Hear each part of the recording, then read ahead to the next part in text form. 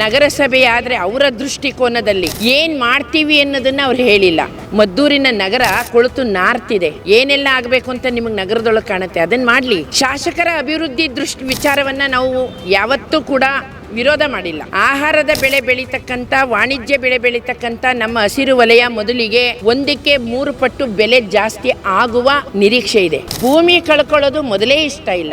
ನಮ್ಮ ಗ್ರಾಮ, ನಮ್ಮ ಪಂಚಾಯಿತಿ, ನಮ್ಮ ತೆರಿಗೆ ಹಣ ನಮ್ಮ ಪಂಚಾಯಿತಿಗೆ. ಇದೇ ಕಾಂಗ್ರೆಸ್ ಸರ್ಕಾರ ಈಗ ಹಳ್ಳಿಗಳನ್ನೆಲ್ಲ ನಾಶ ಮಾಡಿ ನಗರೀಕರಣ ಮಾಡ್ಲಿಕ್ಕೆ ಹೊರಟಿದೆ. ನಗರೀಕರಣನೂ ಬೇಡ ನಮಗೆ, ನಗದೀಕರಣನೂ ಬೇಡ.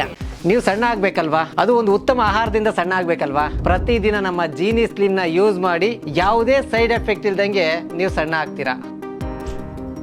ಮದ್ದೂರು ತಾಲೂಕಿನ 4 ಗ್ರಾಮ ಪಂಚಾಯಿತಿಗಳನ್ನು ನಗರಸಭೆಗೆ ಸೇರಿಸಬೇಕನ್ನುವಂತಹ ಸರ್ಕಾರದ ಮತ್ತು ಅಧಿಕಾರಿಗಳ ಯೋಚನೆಗೆ ಈಗ 4 ಗ್ರಾಮ ಪಂಚಾಯಿತಿಗಳು ಈಗ ಅಧಿಕಾರಿಗಳ ವಿರುದ್ಧ, ಸರ್ಕಾರದ ವಿರುದ್ಧ ಬೃಹತ್ ಧರಣಿ ಸತ್ಯಾಗ್ರಹಕ್ಕೆ ಮುಂದಾಗಿರುವಂಥದ್ದು. ಈಗಾಗಲೇ ಏನು ಮದ್ದೂರು ತಾಲೂಕಿನ ಗೊರವನಹಳ್ಳಿ ಗ್ರಾಮ ಪಂಚಾಯಿತಿಯ ಮುಂಭಾಗದಲ್ಲಿ ಅಲ್ಲಿಯ ಗ್ರಾಮಸ್ಥರು ಕಳೆದ 73 ದಿನಗಳಿಂದ ಪ್ರತಿಭಟನೆ ಮಾಡಿದರೆ, ಇನ್ನು ಗೆಜ್ಜಲಗೆರೆ ಗ್ರಾಮ ಪಂಚಾಯಿತಿಯ ಮುಂಭಾಗ ಇಲ್ಲಿಯ ಗ್ರಾಮಸ್ಥರು ಕಳೆದ 90 ದಿನಗಳಿಂದ ಪ್ರತಿಭಟನೆ ಮಾಡ್ತಿರುವಂಥದ್ದು. ಸದ್ಯ ನಾನೀಗ ಗೆಜ್ಜಲಗೆರೆಯ ಗ್ರಾಮ ಪಂಚಾಯಿತಿಯ ಮುಂಭಾಗ ಅಥವಾ ಸತ್ಯಾಗ್ರಹ ನಡೆಯುವಂತಹ ಸ್ಥಳದಲ್ಲಿದ್ದೀನಿ. ದೃಶ್ಯದಲ್ಲಿ ಕೂಡ ಈಗ ನೀವು ಗಮನಿಸ್ಬೋದು. ಗೆಜ್ಜಲಗೆರೆ ನಮ್ಮ ಗ್ರಾಮ, ನಮ್ಮ ಪಂಚಾಯಿತಿ ಧರಣಿ ಸತ್ಯಾಗ್ರಹ ಸುಮಾರು 90 ದಿನಗಳಿಂದ ಅಥವಾ 90 ದಿನಗಳಿಗೆ ಈ ಒಂದು ಪ್ರತಿಭಟನೆ ಮುಟ್ಟಿದೆ ಅಂತಲೇ ಹೇಳ್ಬೋದು. ಬಹಳ ಮುಖ್ಯವಾಗಿ ಏನು, ಈಗಾಗಲೇ ಇಲ್ಲಿಯ ಗ್ರಾಮ ಪಂಚಾಯಿತಿಗಳನ್ನು ಮೇಲ್ದರ್ಜೆಗೆ ಏರಿಸಬೇಕು ಅಥವಾ ನಗರಸಭೆಗೆ ಸೇರಿಸಬೇಕು ಅನ್ನುವಂತಹ ನಿಟ್ಟಿನಲ್ಲಿ ಈಗಾಗಲೇ ಗೆಜ್ಜಲಗೆರೆ, ಗೊರವನಹಳ್ಳಿ, ಸೋಮನಹಳ್ಳಿ ಹಾಗೂ ಚಾಮನಹಳ್ಳಿ ಈ 4 ಗ್ರಾಮ ಪಂಚಾಯಿತಿಗಳನ್ನು ನಗರ ಸಭೆಗೆ ಸೇರಿಸಬೇಕು ಅನ್ನುವಂತಹ ಯೋಚನೆ ಈಗ ಅಧಿಕಾರಿಗಳು ಮಾಡಿದರೆ, ಈಗ ಅಧಿಕಾರಿಗಳ ವಿರುದ್ಧ ಈಗ ಇವು ಬೃಹತ್ ಸಂಖ್ಯೆಯಲ್ಲಿ ಸತತ ಸುಮಾರು 90 ದಿನಗಳಿಂದ ಗೆಜ್ಜಲಗೆರೆಯ ಗ್ರಾಮಸ್ಥರು ಬೃಹತ್ ಪ್ರತಿಭಟನೆ ಕೂಡ ಭಾಗವಹಿಸಿರುವಂಥ. ಈಗಾಗಲೇ ಪ್ರತಿಭಟನೆಯಲ್ಲಿ ರೈತ ಪರ ಸಂಘಟನೆಯವರು, ಮಹಿಳೆಯರು, ಪುರುಷರು ಸೇರಿದಂತೆ ಸುಮಾರು 90 ದಿನಗಳಿಂದ ಈ ಒಂದು ಪ್ರತಿಭಟನೆಯನ್ನು ಕೂಡ ಮಾಡ್ತಿರುವಂಥದ್ದು. ಇಲ್ಲಿಯ ಗ್ರಾಮಸ್ಥರು, ಇಲ್ಲಿಯ ರೈತರ ಆಶಯ, ಉದ್ದೇಶ ಏನು ಅಂತ ಹೇಳಿದರೆ, ನಮ್ಮ ಗ್ರಾಮ ಪಂಚಾಯಿತಿಯನ್ನು ನಗರಸಭೆಗೆ ಸೇರಿಸುವಂಥದ್ದು ಬೇಡ, ಗ್ರಾಮ ಪಂಚಾಯಿತಿಯಾಗಿಯೇ ನಮ್ಮ ಹಳ್ಳಿ ಉದ್ಧಾರ ಆಗಬೇಕು ಅನ್ನುವಂತಹ ನಿಟ್ಟಿನಲ್ಲಿ ಈ ಒಂದು 90 ದಿನಗಳಿಂದ ಧರಣಿ ಸತ್ಯಾಗ್ರಹವನ್ನು ಕೂಡ ಮಾಡ್ತಿರುವಂಥದ್ದು, ಪ್ರತಿಭಟನೆಯನ್ನು ಕೂಡ ಮಾಡ್ತಿರುವಂಥದ್ದು. ಪ್ರತಿಭಟನೆಯಲ್ಲಿ ಬಹುತೇಕ ಮಹಿಳೆಯರು ಹಾಗೂ ರೈತಪರ ಸಂಘಟನೆಯ ಮುಖಂಡರು ಕೂಡ ಭಾಗವಹಿಸಿರುವಂಥದ್ದು. ಈ ಒಂದು ಪ್ರತಿಭಟನೆಯಲ್ಲಿ ಬಹಳ ಮುಖ್ಯವಾಗಿ ಅಂದರೆ ರೈತಪರ ಹೋರಾಟಗಾರ್ತಿ ಸುನಂದ ಅವರಿದ್ದಾರೆ, ಅವರು ನಾವು ಮಾತನಾಡಿಸುವಂತಹ ಪ್ರಯತ್ನವನ್ನು ಮಾಡ್ತೀನಿ. ಮೇಡಮ್, ಈಗಾಗಲೇ 90 ದಿನಗಳಿಂದ ಗೆಜ್ಜಲಗೆರೆ ಗ್ರಾಮ ಪಂಚಾಯಿತಿಯ ಮುಂಭಾಗ ಬೃಹತ್ ಸಂಖ್ಯೆಯಲ್ಲಿ ಪ್ರತಿಭಟನೆ, ಬಹಳ ಮುಖ್ಯವಾಗಿ ಮಹಿಳೆಯರು, ಮಹಿಳಾ ರೈತರು ಈ ಒಂದು ಪ್ರತಿಭಟನೆಯಲ್ಲಿ ಭಾಗವಹಿಸಿರುವಂಥದ್ದು. ಏನು ಹೇಳಲಿಕ್ಕೆ ಬಯಸ್ತೀರಿ? ಸರ್ಕಾರಕ್ಕೆ ಏನು ಹೇಳ್ತೀರಿ? ಅಧಿಕಾರಿಗಳಿಗೆ ಏನು ಹೇಳ್ತೀರಿ? ಗೆಜ್ಜಲಗೆರೆ ಗ್ರಾಮ 500 ವರ್ಷಗಳ ಇತಿಹಾಸ ಇರುವಂಥ ಗ್ರಾಮ. ನಂತರ 1982ರಲ್ಲಿ ಗೋಲಿಬಾರ್ನಿಂದ ಇಬ್ಬರು ರೈತರು ಮಡಿದಂಥ ಗೋಲಿಬಾರಿನಿಂದ ರೈತ ಚಳವಳಿ ಪ್ರಾರಂಭಗೊಂಡಂಥ ಗ್ರಾಮ ಗೆಜ್ಜಲಗೆರೆ. ಗೆಜ್ಜಲಗೆರೆ ಗ್ರಾಮದಲ್ಲಿ ಮೂಲಭೂತ ಸೌಕರ್ಯಗಳು ಬಹುತೇಕ ಚೆನ್ನಾಗಿದೆ. ಹಾಲು ಒಕ್ಕೂಟ ಇದೆ. ಹಸಿರು ವಲಯದ 1,500-2,000 ಎಕರೆಯಷ್ಟು ಬೇಸಾಯದ ಭೂಮಿ ಇದೆ. ಹಾಗೆಯೇ ಇಡೀ ಗ್ರಾಮದಲ್ಲಿ NH ರಸ್ತೆಗೆ ಭೂಮಿಯನ್ನು ಕೊಟ್ಟಿದ್ದೇವೆ. ಕೈಗಾರಿಕಾ ವಲಯ ಪ್ರದೇಶದಲ್ಲಿ ಸಣ್ಣ ಸಣ್ಣ ಕೈಗಾರಿಕೆಗಳಿಗೆ ನಾವು ಭೂಮಿನ ಕೊಟ್ಟಿದ್ದೇವೆ. ಒಕ್ಕೂಟಕ್ಕೆ ಭೂಮಿ ಕೊಟ್ಟಿದ್ದೇವೆ. ಬಹುತೇಕ ಭೂಮಿಯನ್ನು ನಾವು ಈಗಾಗಲೇ ಅಭಿವೃದ್ಧಿಯ ಹೆಸರಿನಲ್ಲಿ ಸರ್ಕಾರ ಕೈಗೊಂಡಂಥ ನಿರ್ಧಾರಕ್ಕೆ ನಾವು ಸಹಕರಿಸಿದ್ದೀವಿ. ಮತ್ತು ಕೂಡ ಪುರಸಭೆಯನ್ನು ಉನ್ನತೀಕರಣ ಮಾಡಲಿಕ್ಕಾಗಿ ಎನ್ನುವ ಕಾರಣಕ್ಕೆ ನಮ್ಮ ಗ್ರಾಮ 6.5 ಕಿಲೋಮೀಟರ್ ದೂರ ಇರುವ ಗ್ರಾಮ, ಗ್ರಾಮಸ್ಥರ 99 ಭಾಗ ವಿರೋಧ ಇರುವ ಗ್ರಾಮ. ಹಾಗಾಗಿಯೂ ಶಾಸಕರು ಈ ನಿಲುವನ್ನು ತಗೊಂಡಿದ್ದಾರೆ. ಅದನ್ನು ವಿರೋಧ ಮಾಡಿ ನಾವು ಹಂತ ಹಂತವಾಗಿ ತಾಲೂಕಿನ ಇ.ಒ. ಅವರಿಗೆ, ಜಿಲ್ಲಾ ಪಂಚಾಯತಿನ CEO ಅವರಿಗೆ, DC ಅವರಿಗೆ, ಶಾಸಕರಿಗೆ, ಮಂತ್ರಿಗಳಿಗೆ, ಹಾಗೆ ಮುಖ್ಯಮಂತ್ರಿಗಳಿಗೆ, ಎಲ್ಲ ಹಂತದಲ್ಲೂ ಕೂಡ ಚುನಾಯಿತರಿಗೆ, ಅಧಿಕಾರಿಗಳಿಗೆ ನಮ್ಮ ವಿರೋಧವನ್ನು ನಾವು ತೋರಿಸ್ಕೊಂಡಿದ್ದೇವೆ, ಪ್ರತಿಭಟನೆ ಮಾಡಿದ್ದೇವೆ. ಮದ್ದೂರು ತಾಲೂಕಿನ ಕೇಂದ್ರ ಸ್ಥಾನದಲ್ಲಿ ಪ್ರತಿಭಟನೆ ಮಾಡಿದ್ದೇವೆ, ರಸ್ತೆ ತಡೆ ಮಾಡಿದ್ದೇವೆ, ಪಂಜಿನ ಮೆರವಣಿಗೆ ಮಾಡಿದ್ದೇವೆ, ಪತ್ರಿಕಾಗೋಷ್ಠಿ ಮಾಡಿದ್ದೇವೆ.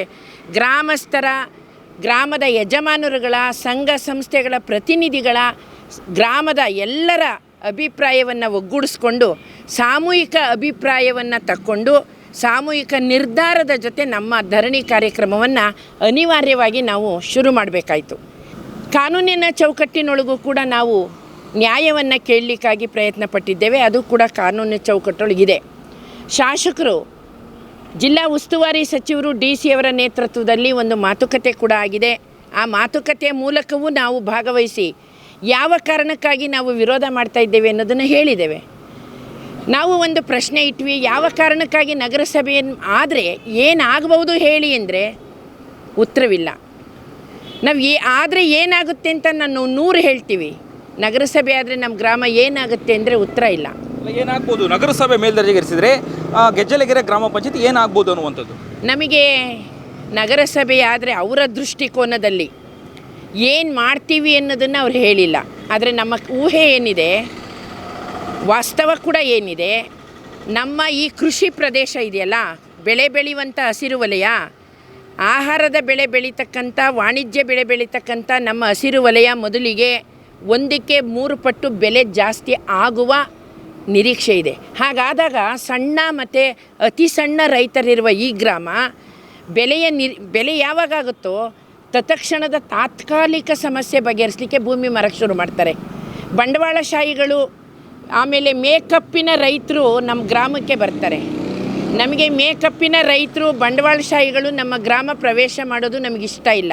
ಭೂಮಿ ಕಳ್ಕೊಳ್ಳೋದು ಮೊದಲೇ ಇಷ್ಟ ಇಲ್ಲ.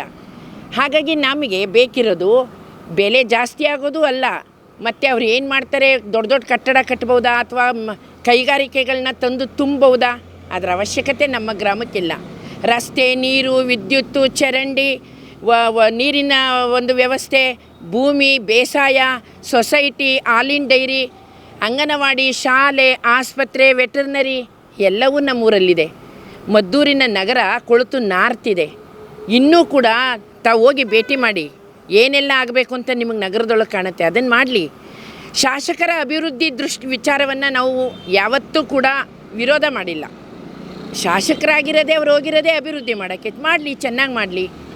ಹಾಗಾಗಿ ನಮಗೆ ಕೃಪಾಂಕ ಹೋಗೋದು, ನರೇಗಾ ಉದ್ಯೋಗ ಹೋಗೋದು, ಮತ್ತು ನಮಗೆ 1ಕ್ಕೆ 4 ಪಟ್ಟು ತೆರಿಗೆ ಜಾಸ್ತಿ ಆಗೋದು, ನಮಗೆ ಅನಾವಶ್ಯಕವಾಗಿ ನಾವ್ಯಾಕೆ ತೆರಿಗೆ ಕೊಡಬೇಕು? ನಮ್ಮ ಪಂಚಾಯತಿಗೆ ಬರ್ತಾ ಇರುವಂಥ ತೆರಿಗೆ ಏನಿದೆ ಅದನ್ನು ನಗರಸಭೆಗೆ ತಗೊಂಡೋಗಿ ಅಲ್ಲಿ ಬಳಕೆ ಆಗೋದಕ್ಕೆ ನಾವ್ಯಾಕೆ ಅವಕಾಶ ಕೊಡಬೇಕು? ನಮ್ಮ ಗ್ರಾಮ, ನಮ್ಮ ಪಂಚಾಯಿತಿ, ನಮ್ಮ ತೆರಿಗೆ ಹಣ ನಮ್ಮ ಪಂಚಾಯಿತಿಗೆ. ವಿಕೇಂದ್ರೀಕರಣದ ವ್ಯವಸ್ಥೆ ಅಬ್ದುಲ್ ನಜೀರ್ ಸಾಬ್ರವ್ರು ಮಾಡಿದ್ದಾರೆ. ಜನಸಾಮಾನ್ಯರ ಕೈಗೆ ಅಧಿಕಾರವನ್ನು ಕೊಟ್ಟು ಸ್ಥಳೀಯ ಸಮಸ್ಯೆಯನ್ನು ಸ್ಥಳೀಯವಾಗಿಯೇ ಬಗೆಹರಿಸ್ಕೊಳ್ಳಿಕ್ಕೆ ಮಾಡಿದಂಥ ಮಹಾತ್ಮ ಅವರು. ಇದೇ ಕಾಂಗ್ರೆಸ್ ಸರ್ಕಾರ ಕೇಂದ್ರದಲ್ಲಿದ್ದಾಗ ರಾಜೀವ್ ಗಾಂಧಿಯವರು ಅದಕ್ಕೆ ಮಾನ್ಯತೆ ಮಾಡಿದ್ದಾರೆ, ಒಪ್ಪಿದ್ದಾರೆ. ಇದೇ ಕಾಂಗ್ರೆಸ್ ಸರ್ಕಾರ ಈಗ ಹಳ್ಳಿಗಳನ್ನೆಲ್ಲ ನಾಶ ಮಾಡಿ ನಗರೀಕರಣ ಮಾಡಲಿಕ್ಕೆ ಹೊರಟಿದೆ. ನಗರೀಕರಣವೂ ಬೇಡ ನಮಗೆ, ನಗದೀಕರಣವೂ ಬೇಡ, ಅಲಂಕಾರಿತ ಹಳ್ಳಿಗಳು ನಮಗೆ ಬೇಡ. ನೈಜವಾದ, ಸಹಜವಾದ ಕೃಷಿ ಬದುಕಿನ ಸಂಸ್ಕಾರ ಇರೋ ಹಳ್ಳಿ ಬೇಕು. ಒಬ್ಬರು ಮಹಾತ್ಮರು ಎದುರಿಗೆ ಬರ್ಸಿದ್ದೀವಿ, ಚಿತ್ರ ತಗೊಳ್ಳಿ. ಸ್ವತಂತ್ರ ಕೊಟ್ಟರು, ಮತ್ತೊಬ್ಬರು ಹಕ್ಕು ಕೊಟ್ಟರು, ಪ್ರಜಾಪ್ರಭುತ್ವದ ಹಕ್ಕನ್ನು, ಮತ್ತೊಬ್ಬರು ವಿಕೇಂದ್ರೀಕರಣ ಕೊಟ್ಟರು. ಎಲ್ಲವನ್ನು ಕಿತ್ತಾಕೊಳ್ತೀನಿ ಅಂದರೆ ಬಿಡ್ತೀವ ನಾವು? ಹೋರಾಟ ಎಲ್ಲಿವರೆಗೆ ಮುಂದುವರಿಯುತ್ತೆ? ನಿಮಗೆ ಏನಾದ್ರು ಭರವಸೆ ಇದೆಯಾ? ನಗರಸಭೆ ಮಾಡಬೇಕು ಅನ್ನುವಂತಹ ಆದೇಶ ಗ್ರಾಮ ಪಂಚಾಯಿತಿಗಳು ಹಿಂಪಡೆಯುತ್ತೆ ಅನ್ನುವಂಥ ಉದ್ದೇಶ ಇದೆಯಾ ನಿಮಗೆ? ನಿಮ್ಮ ಒಂದು ಧರಣಿ ಸತ್ಯಾಗ್ರಹಕ್ಕೆ ಫಲ ಸಿಗುತ್ತಾ, ಜಯ ಸಿಗುತ್ತೆ ಅನ್ನುವಂತಹ ಆಶಾಭಾವನೆ ಇದೆಯಾ? ನಾವು ಯಾವತ್ತೂ ಹೋರಾಟಕ್ಕೆ ಕೂರುವ ಮೊದಲು ತುಂಬ ಯೋಚನೆ ಮಾಡಿ ಗಟ್ಟಿ ನಿರ್ಧಾರದ ಜೊತೆ ನಾವು ಹೋರಾಟವನ್ನು ಕೈಗೊಳ್ತೀವಿ. ಮೊನ್ನೆ ತುಮಕೂರಿನ 54 ಹಳ್ಳಿಗಳನ್ನು ಒಳಗೊಂಡಂಥ 4 ಗ್ರಾಮ ಪಂಚಾಯಿತಿಗಳನ್ನು ಸೇರ್ಪಡೆ ಆಗಿತ್ತು. ಸಚಿವ ಸಂಪುಟದಲ್ಲಿ ತೀರ್ಮಾನ ಆಗಿತ್ತು. ಶಾಸಕರಾದ ಸುರೇಶ್ ಬಾಬುರವರು ಸದನದಲ್ಲಿ ದನಿ ಮಾಡಿ ಅದನ್ನು ಜನಗಣತಿ ಆಧಾರದ ಮೇಲೆ, ಕೇಂದ್ರದ ಜನಗಣತಿ ಮತ್ತು ರಾಜ್ಯದ ಜನಗಣತಿ ಎರಡೂ ಆಗಿದೆ. ತುಮಕೂರಲ್ಲಿ ಕೇಂದ್ರದ ಜನಗಣತಿಯನ್ನು ಲೆಕ್ಕಕ್ಕೆ ತಗೊಂಡಿದ್ದಾರೆ, ನಮ್ಮಲ್ಲಿ ರಾಜ್ಯದನ್ನು ತಗೊಳ್ತಾರೆ. ಯಾಕೆ ಈ ತಾರತಮ್ಯ? ಯಾಕೆ ಅಸಮಾನತೆ? ಹಾಗಾಗಿ ನಾವು ನಮ್ಮ ಹೋರಾಟದಲ್ಲಿ ಯಾವತ್ತೂ ನಮಗೆ ದೃಢವಾದ ನಂಬಿಕೆ ಇದೆ. ಎಷ್ಟೋ ವಿಷಯಗಳನ್ನು, ನಿರ್ಧಾರಗಳನ್ನು ಹಿಂದಕ್ಕೆ ತಗೊಂಡಿರೋ ಇತಿಹಾಸ ಇದೆ. ಯಾವತ್ತೂ ಕೂಡ ನಾವು ಕೇಳುವಂಥ ಮಾತು ನ್ಯಾಯಯುತವಾಗಿದೆ, ಕಾನೂನುಬದ್ಧವಾಗಿದೆ. ಜಯ ಖಂಡಿತ ಸಿಕ್ಕೇ ಸಿಗುತ್ತೆ. ಅಲ್ಲಿವರೆಗೂ ಹೋರಾಟ ನಿರಂತರ. ಇದಿಷ್ಟು ಸುನಂದ ಅವರ ಮಾತುಗಳಾಗಿತ್ತು. ಯಾವುದೇ ಕಾರಣಕ್ಕೂ ನಾವು ಗ್ರಾಮ ಪಂಚಾಯಿತಿಯನ್ನು ಮೇಲ್ದರ್ಜೆಗೆ ಏರಿಸುವಂಥದ್ದು ಅಥವಾ ನಗರಸಭೆ ಮಾಡಲಿಕ್ಕೆ ನಾವು ಬಿಡಲ್ಲ, ನಮ್ಮ ಹಳ್ಳಿ ಅಭಿವೃದ್ಧಿ ಆಗಬೇಕು ಅಂತ ಹೇಳಿದರೆ ಗ್ರಾಮ ಪಂಚಾಯಿತಿಯಿಂದನೇ ಹಳ್ಳಿ ಅಭಿವೃದ್ಧಿ ಆಗಲಿ ಅನ್ನುವಂತಹ ಆಶಾಭಾವನೆ ಇಟ್ಕೊಂಡಿದ್ದೀವಿ. ಹಾಗಾಗಿ ಸರ್ಕಾರ ಮತ್ತು ಅಧಿಕಾರಿಗಳು ತೆಗೆದುಕೊಂಡಂತಹ ನಿಲುವನ್ನು ಹಿಂಪಡಿಬೇಕು ಕೂಡಲೇ ಅನ್ನುವಂತಹ ಸತ್ಯಾಗ್ರಹ ಹಾಗೂ ಪ್ರತಿಭಟನೆ ನಾವು ಮುಂದುವರಿಸ್ತೀವಿ ಮುಂದಿನ ದಿನಗಳೇನುವಂತಹ ದಿಟ್ಟ ನಿಲುವಿನ ಮಾತುಗಳನ್ನು ಹೇಳುವಂಥದ್ದು. ಕ್ಯಾಮ್ರಾ ಪರ್ಸನ್ ಅಭಿಲಾಷ್ ಜೊತೆ ಅಭಿಜಿತ್ ಗಣೇಶ್, ಕರ್ನಾಟಕ ಟಿವಿ, ಮದ್ದೂರು. ನೀವು ಸಣ್ಣ ಆಗ್ಬೇಕಲ್ವಾ? ಅದು ಒಂದು ಉತ್ತಮ ಆಹಾರದಿಂದ ಸಣ್ಣ ಆಗ್ಬೇಕಲ್ವಾ? ಪ್ರತಿದಿನ ನಮ್ಮ ಜೀನಿ ಸ್ಲಿಮ್ನ ಯೂಸ್ ಮಾಡಿ ಯಾವುದೇ ಸೈಡ್ ಎಫೆಕ್ಟ್ ಇಲ್ದಂಗೆ ನೀವು ಸಣ್ಣ ಆಗ್ತೀರಾ.